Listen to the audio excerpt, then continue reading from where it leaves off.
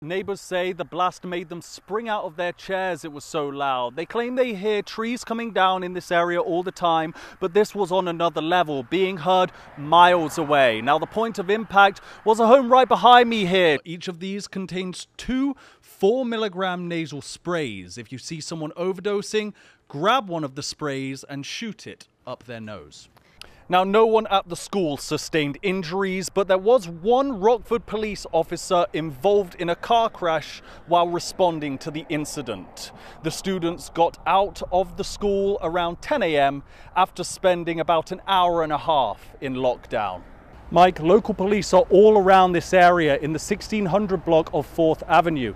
Their focus is just up here, this house on the left-hand side, and the man inside, whose audio calls were played in court today. And in the background of one of those recordings, you can overhear the police radio saying "Keltner down." Now I'm going to step to the side and let our photographer Timmy do a quick pan shot and show the guys and gals what it's looking like out here. Now this is just off Interstate 90, and both Rockford and Hard Rock leaders hope this new flashy casino and the amenities that comes with it will attract visitors from all over the Midwest. Construction on this project is expected to be complete by the spring of 2024. City leaders are hoping that the power of the horse will help quell the growing rates of violence, depression and anxiety we are seeing in our nation's youth. Rockford leaders will work to get people indoors and not out here on the cold streets. Because the avian flu has wiped out so many birds, Larson predicts that we could be waiting until the end of summer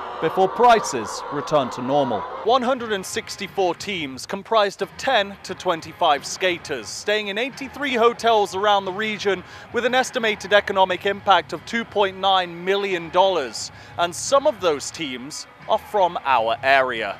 The Nutcracker by the legendary Peter Tchaikovsky has been synonymous with the holiday season since 1892. On Friday, Rockford Symphony Orchestra and Rockford Dance Company got a warm-up for their Saturday show in front of State Line students, some of who have never seen live theatre before. More than 39 million people will travel the roads this year for Memorial Day weekend. That's up 8% from last year. Zoe, I have my Cracker Jacks here with me and I'm ready to celebrate some baseball. The first weekend in July will be the weekend to do it, as the city of Rockford will celebrate the 30th anniversary of a league of their own. On May 6, 1984, President Ronald Reagan passed Proclamation 5187, declaring the first week in May to be National Correctional Officers Week. He stated that the role of a correctional officer has become increasingly complex and demanding, and these men and women should be honored. Now this is what the older dugouts in the ballpark look like. The new ones will be built with cinder block, not wood, to reduce the risk of storm damage in the future.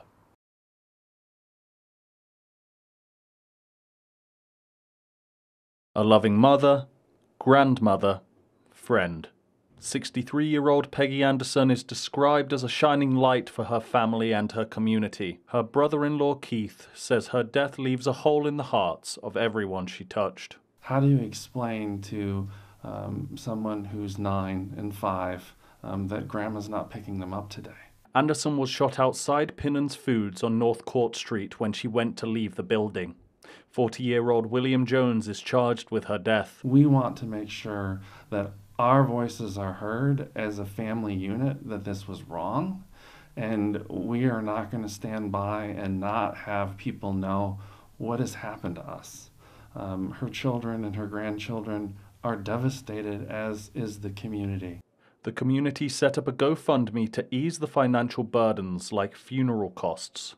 The goal was $10,000, but donations surpassed that, climbing to more than $24,000. Restaurants around the area will also donate some of the proceeds from customer orders. People are donating, people are opening up them venues for us to be able to utilize, and it's really overwhelming to see the support. A public visitation for Anderson will start at 9 Thursday morning. That's January 19th at the Cathedral of St. Peter on North Church Street in Rockford. It will be followed by a mass at 10:30. Since moving into the area, Hard Rock's temporary casino has created hundreds of jobs for Rockfordians, generating millions of dollars in revenue. But now, one box on the casino floor is supporting charities across the region. If you make a stop inside the Hard Rock Casino, you may see a small donation box. Hard Rock's synonymous with, music and any organization that, fosters local music. In January, passers-by threw around $2,000 in the box. That money went to the Rockford area music industry, which used it to support the Music Academy. It's our goal to allow all students to thrive musically and personally, regardless of age, regardless of ability, and regardless of circumstance. If you listen closely, you'll hear the inspiration behind this donation.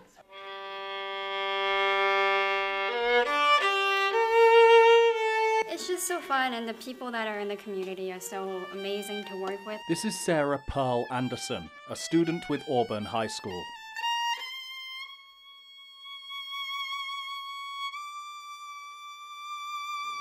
I was doing violin for a while, and then I got the Rammy Scholarship, and that allowed me to try out the piano, which I am still doing today. Anderson was born without the ability to hear, but when she was 5, one doctor changed that. He gave me an experimental process to try to give me my hearing back, and it worked. And he was so excited that he gave me his kids' violins for me to start out with. Anderson says music will pull on her heartstrings for the rest of her life and encourages anyone of any age to give it a try.